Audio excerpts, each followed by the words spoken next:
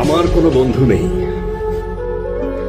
যার কাছে আমি নিজেকে ভেঙে চুরে খুচরো পয়সার মতো জমা রাখতে পারি, যে আমাকে যত্ন করে সঞ্চয় করবে, প্রয়োজনে ফিরিয়ে দেবে একটা একটা আধুলি।